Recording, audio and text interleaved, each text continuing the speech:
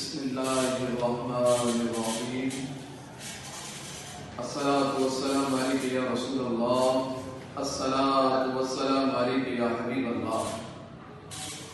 محترم صحافی بھائیوں، السلام علیکم ورحمۃ اللہ وبرکاتہ۔ آپ تمام حضرات کا بہت بہت شکریہ کہ آپ نے ہماری درخواست پر اپنی قیمتی وقت سے ہمیں نوازا۔ اللہ تعالیٰ آپ کو اس کا اجر عطا فرمائے۔ محترم صحافی حضرات، پاکستان کی موجودہ حالات آپ کے سامنے ہیں۔ پاکستان ہمیشہ سے یہودی نصرانیوں کی آنکھوں میں کھٹکتا رہا ہے، کیونکہ یہ واحد اسلامک اٹامک پاور ہے اور یہ وہ ریاست ہے جسے خالصتاً لا الہ الا اللہ محمد رسول اللہ صلی اللہ علیہ وسلم کے نام پر حاصل کیا گیا۔ قائد اعظم محمد علی جناح رحمۃ اللہ علیہ اور علماء حقہ کی قیادت میں بے شمار قربانیاں دی گئی، لاکھوں جانوں کا نذرانہ پیش کیا گیا۔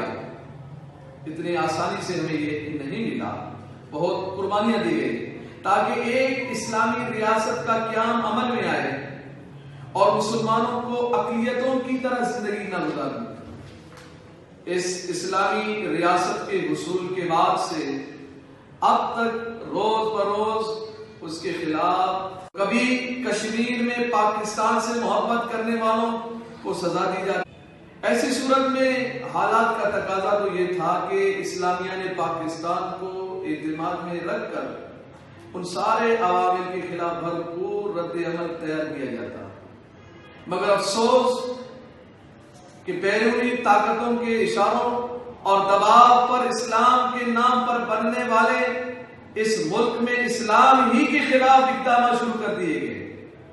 کبھی حقوق نسواں کے نام پر عورتوں کے حقوق کی دھجیاں اڑا دی گئی، تو کبھی امت مسلمہ کے عظیم ہیرو ممتاز حسین قادری کو راتوں رات شہید کر دیا جاتا ہے۔ کبھی ختم نبوت کے حلف نامے میں ترمیم کر کے قادیانیوں کے اقتدار کی راہ کو ہموار کیا جاتا ہے۔ کبھی عاطف میاں قادیانی کو اقتصادی رابطہ کونسل کا مشیر بنا دیا جاتا ہے، اور کبھی پارلیمنٹ میں کھڑے ہو کر حکمران جماعت اسرائیل کو تسلیم کرنے کی بات کرتی ہے۔ الغرض اسلام کے نام پر بننے والے اس ملک میں اسلام کے خلاف سازشیں زور پکڑتی جا رہی ہیں۔ ہر اسلام مخالف اقدام پر علامہ خادم حسین رضوی دامت برکاتہ العالیہ پہاڑ بن کر آپ سامنے رہے۔ وہ سیاہ ترین دن بھی دیکھا جب 31 اکتوبر کو 2 کورٹ سے ثابت شدہ گستاخ رسول کو رہا کرنے کے احکامات جاری ہوتے، نعوذ باللہ من ذالک، اور ہر چیز سے بڑھ کر اپنے پیارے محبوب علیہ الصلوۃ والسلام سے محبت کرنے والا مسلمان بھلا اس بات کو کہاں برداشت کرتا کہ اس کے پیارے محبوب علیہ السلام کے گستاخ کو رعایت دی جائے۔ چنانچہ پاکستان میں بھی ایسا ہی ہوا اور پاکستان کے طول و عرض میں ہر جگہ احتجاج شروع ہو گیا، جس میں تمام مکاتب فکر سے تعلق رکھنے والے لوگوں نے شرکت کی اور علامہ خادم حسین رضوی اور تحریک لبیک نے اس کی قیادت کی۔ 3 دن کے احتجاج کے بعد قائدین اور حکومت پاکستان کے درمیان معاہدہ ہوا، جس میں یہ طے کیا گیا کہ اس کیس کی نظر ثانی اپیل دائر کی جائے اور اسے لارجر بینچ سنے گا۔ پھر 23 نومبر کو اچانک تحریک لبیک پاکستان کے خلاف بدترین کریک ڈاؤن شروع ہو گیا اور علامہ خادم حسین رضوی سمیت ہزاروں قائدین کو گرفتار کر لیا گیا۔ حکومت کی اس بدعہدی سے فوری طور پر تو ظاہر یہی ہوا کہ حکومت معاہدہ ہوا، جس میں یہ طے کیا گیا کہ اس کیس کی نظر ثانی اپیل دائر کی جائے اور اسے لارجر بینچ سنے گا۔ پھر 23 نومبر کو اچانک تحریک لبیک پاکستان کے خلاف بدترین کریک ڈاؤن شروع ہو گیا اور علامہ خادم حسین رضوی سمیت ہزاروں قائدین کو گرفتار کر لیا گیا۔ حکومت کی اس بدعہدی سے فوری طور پر تو ظاہر یہی ہوا کہ حکومت آسیہ ملونہ کو رہائی دلوانا چاہتی ہے۔ تو یہ سارا کچھ جو ہوا، بدعہدی جو ہوئی، اس بدعہدی کو بھی دنیا نے دیکھا، مگر پھر 23 نومبر سے لے کر شروع ہونے والا یہ کریک ڈاؤن کئی دن تک جاری رہا۔ ہزاروں لوگوں کو غیر قانونی حراست میں رکھا گیا، ہزاروں لوگوں پر دہشت گردی کی ایفیات کاٹی گئی، یہاں تک کہ بنیادی انسانی حقوق کی خلاف ورزی کرتے ہوئے علامہ خادم حسین رضوی پر ظلم اور ستم کے پہاڑ توڑے گئے اور معذوری کے باوجود شدید تکالیف دی گئی۔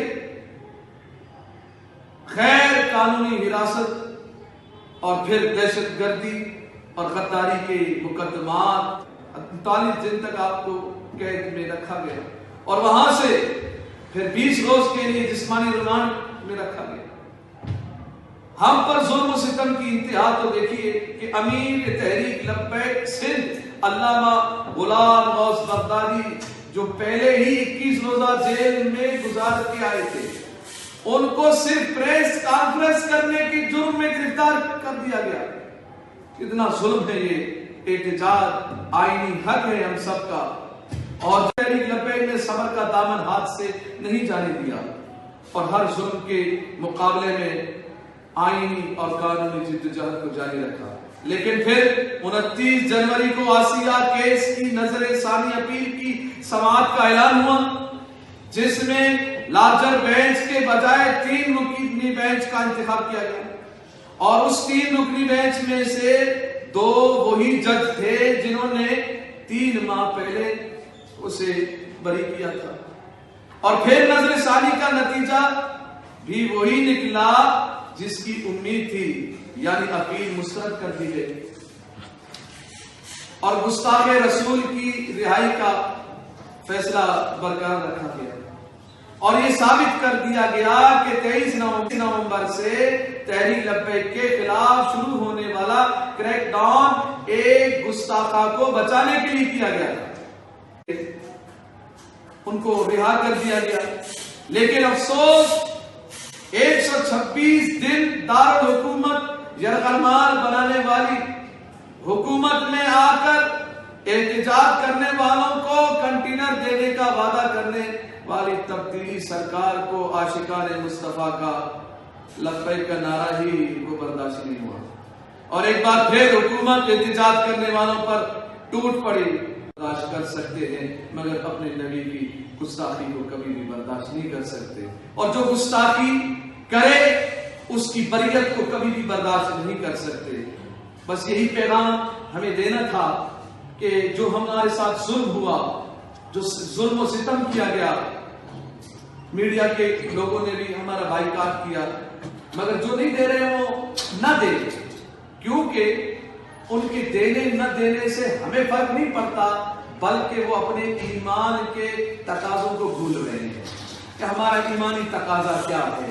ہم امید رکھتے ہیں ان سے کہ یہ خوف اور ڈر کے ماحول سے نکل کر وہ بھی صحیح معنوں میں صحافت کو اختیار کریں اور جو حق ہے اس حق کو پہنچائے۔ ہم اس پاکستان میں الحمدللہ عوام اہل سنت 70% میں ہم ہیں۔ ہماری آواز کو نہ دبایا جائے بلکہ اس آواز کو پہنچایا جائے۔ اللہ تعالیٰ آواز پہنچانے والوں کو، حق سننے والوں کو حق کو پہنچائے۔ اللہ تعالیٰ ان کو جزائے خیر عطا فرمائے۔ السلام علیکم ورحمۃ اللہ۔ کسی کو کوئی سوال کرنا ہو؟ اچھا، آج جو ابھی آپ کی ریلی یہاں پہنچی ہے تو آپ کے ساتھ کہاں کیا کیا واقعات پیش آئے ہیں؟ یہاں بھی دیکھو پرامن طریقے سے ہم ریلی ہماری آئی ہے، اور تاریخ میں پاکستان اس بات پورے تاریخ پاکستان میں یہ بات ثابت ہے کہ عوام اہل سنت ہمیشہ پرامن رہے، نہ اسلحہ ہے، نہ ڈنڈا ہے، نہ کچھ ہے۔ یہ ملک پاکستان ہمارا ہے، یہ روڈ ہمارے ہیں، یہ دکانیں ہماری ہیں، یہ گاڑیاں ہماری ہیں، یہ عوام ہماری ہے۔ بس جو غلط کر رہا ہے، لوگوں کو اشتعال دیا جا رہا ہے اس طرح کے فیصلے دے کر، کیونکہ کیونکہ اس کو کوئی بھی مسلمان آپ دل پر آپ ہاتھ رکھ کر اور دل و دماغ کو حاضر رکھ کر ہر بندہ اس بات کو سوچے تو اس کا یہ فیصلے کو کبھی بھی وہ تسلیم نہیں کرے گا. سب پورے پاکستانیوں کو اس بات کا علم ہو گیا ہے کہ آسیہ ملونہ کو بیرونی دباؤ پر زبردستی دیا گیا. اور یہی پیغام ہے کہ آسیہ ملونہ کو بیرونی دباؤ پر زبردستی دیا گیا. اور یہی پیغام دیا جاتا ہے کہ ڈرو مت. آج تم نے آسیہ دے دیا, کل کوئی پاکستان مانگ لیں گے, پاکستان دے دو گے. کبھی عافیہ صدیقی دے دیتے ہو, کبھی آسیہ دے دیتے ہو, تو ڈرو مت. اس طریقے سے پورا پاکستان ہاتھ سے نکل جائے گا. غیرت ایمانی کا مظاہرہ کرے اور رب پر توکل کرے. ان کے ٹکڑوں پر پڑنے کی کوشش نہ کرے, مدینے والے کے ٹکڑوں پر پڑنے کی کوشش کرے, اور وہی ہمیں کافی ہے. مفتی صاحب, میرا آپ سے یہ سوال ہے کہ دیکھیں پوری کائنات ہمارے نبی کے لیے بنائی گئی, بالکل, اور منصف کا جو یہ عمل ہے یہ بھی نبی پاک کی طرف سے ہے کہ منصف اعلیٰ صاحب نثار صاحب نے جو روشنی مطلب جو فیصلہ دیا وہ شواہد کی روشنی میں دیا. اور میرا اپنا ایمان یہ ہے کہ اگر کوئی نبی کی شان میں گستاخی کا مرتکب ہوگا تو اس کے جسم میں کیڑے پڑ جائیں گے. یہ میری اپنی ذاتی سوچ ہے. انشاءاللہ. آسیہ 14 سال تک جیل میں رہی, تو کیا آپ نہیں سمجھتے کہ اگر وہ اس کی مرتکب ہوتی تو رب تعالیٰ اس کو نشان عبرت بنا دیتا؟ صحیح ہے. اور پھر یہ ہے کہ یہ فیصلہ ایک منصف نے کیا ہے, اس منصف کو نشان عبرت بنا دے گا میرا رب. تو آپ اپنے لوگوں کو کیوں نہیں تلقین کرتے ہیں کہ اس پہ صبر کیا جائے اور رب کی جو میرے رب کی شان ہے اس کا انتظار کیا جائے؟ جی, آپ نے جو بات کی ہے کہ یعنی اس کو اللہ تعالیٰ کی طرف سے عذاب الہی کا مرتکب وہ کیوں نہیں ہو رہی. بات یہ ہے نا کہ اس پر رب کا عذاب کیوں نہیں آ رہا. تو یہ مشیت الہی ہے. میرا رب جب چاہے, جس کو چاہے, جس وقت چاہے وہ عذاب میں مبتلا کر دے. یہ بات نہیں ہے کہ وہ ظلم کر رہا ہے, کوئی ظلم کر رہا ہو اور اس کو عذاب نہ آئے, یہ اس بات کی دلیل ہے کہ وہ ظالم نہیں ہے. اگر کوئی قاتل ہے, جیسے کہ جیلوں میں قاتل بہت سارے موجود ہیں, انہوں نے قتل کیا ہے مگر وہ ابھی تک جیلوں میں ہیں اور اپنی موت مر جاتے ہیں, تو اس بات کی دلیل نہیں کہ انہوں نے قتل نہیں کیا. جنہوں نے چوری کی ہے ان کو اگر اللہ تعالیٰ کی جانب سے کوئی عذاب نازل نہ ہو پر مشیت الہی کی بنا پر, تو یہ دلیل نہیں ہے کہ وہ بری الذمہ ہیں. اور دوسری بات یہ ہے فرعون سے بڑھ کر کوئی ظالم کون ہو سکتا ہے. اب 400 سال اس کی زندگی رہی, 400 سال میں کبھی اس کو سر کا درد بھی نہیں ہوا, تو اس بات کی دلالت تو نہیں ہے کہ فرعون حق پہ تھا. یہ حق ہونے کی دلیل نہیں ہے. حق ہونے کی دلائل کیا ہے؟ اور آپ نے جو بات کی کہ جج صاحبان نے گواہوں کی روشنی میں یہ فیصلہ دیا, تو اس بات کو پوری دنیا دیکھ رہی ہے, پوری پاکستان والے دیکھ رہے ہیں کہ 9 سال تک جن گواہوں کی بنا پر 2 ججوں نے سزا دی ہے, ان کی سزائیں کہاں گئی؟ انہوں نے بھی تو گواہوں کی بنا پر سزا دی ہے. جب اتنے سارا کچھ ہو گیا, اتنا کرنے کے بعد اس نے جب معاذ اللہ نے میرے پیارے محبوب علیہ السلام کی شان میں گستاخی کی, پھر قوم کیسے اس بات کو مانے؟ ایک بات یہ ہے کہ ابتدائی مراحل میں اس کو رہا کر دیا جاتا, تو بات سمجھ میں آتی گواہیاں غلط تھی. جب سیشن کورٹ سے اس کو سزا مل گئی تو بات پکی ہو گئی کہ اس نے گستاخی کی ہے. پھر اس کے بعد ہائی کورٹ نے جب سزا دی اور بات پکی ہو گئی. اب ان پاکستانیوں کے, مسلمانوں کے, پوری دنیا والوں کے ذہن سے اس بات کو کیسے نکالا جا سکتا ہے کہ نہیں وہ پہلے گواہیاں غلط تھی اور اب والی گواہی درست ہے. اس کو کبھی کوئی مسلمان تسلیم نہیں کر سکتا. یہ سوائے دھوکے کے کچھ بھی نہیں ہے. دھوکے میں مسلمانوں کو رکھا جا رہا ہے اور زبردستی رہا کر دیا جا رہا ہے. بہرحال میرے رب کی جو لاٹھی ہے, ان بطش ربک لشدید, تیرے رب کا پکڑ بہت سخت ہے. جن ججوں نے یہ سزائیں جو فیصلہ کیا ہے اور جو لوگ اس کے حامی ہیں, میں دعا یہی کرتا ہوں کہ کل قیامت کے دن وہ آسیہ کے ساتھ اٹھیں اور انشاءاللہ ہم اپنے نبی کی حمایت میں نکلے ہیں. ہماری جانیں, تن, من, دھن سب میرے نبی پہ قربان ہیں. اور دوسری بات یہ ہے, آپ اس بات کو ترغیب دے رہے ہیں. ہم تو منبر اور رسول سے اس بات کو لوگوں تک پہنچا رہے ہیں کہ جو گستاخی کرے, اس پر گستاخی ثابت ہو تو اس کو عدالتوں میں لایا جائے, اس کو کورٹ میں پیش کیا جائے, وہ عدالتوں میں لایا جائے تاکہ اس پر مقدمہ چلے اور انصاف کا تقاضا پورا ہو. مگر اب ہم کچھ بولے یا نہ بولے, یہ قوم کی ذہن میں یہ بات آ گئی ہے کہ جو گستاخی یہ رسول کا مرتکب ہو اس کو رہا کر دیا جاتا ہے.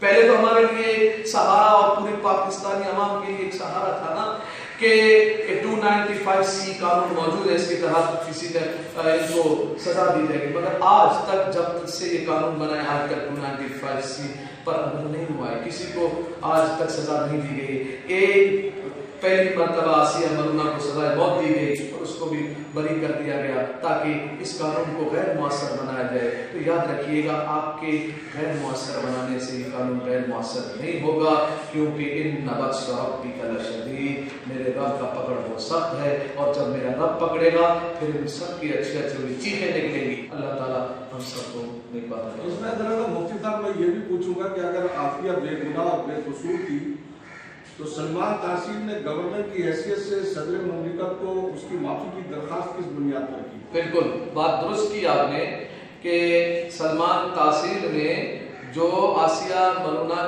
کے بچانے کی درست کی آپ نے کہ سلمان تحصیل نے جو آسیہ ملونہ کے بچانے کی حق میں وہ کھڑا ہوا اور صدر مملکت کو اس کی معافی کی. تو معافی تب ہوتی جب سزاوار ہو, اور اس نے خود اعتراف کیا, اس نے زندگی کے اندر خود اس بات کو اعتراف کیا.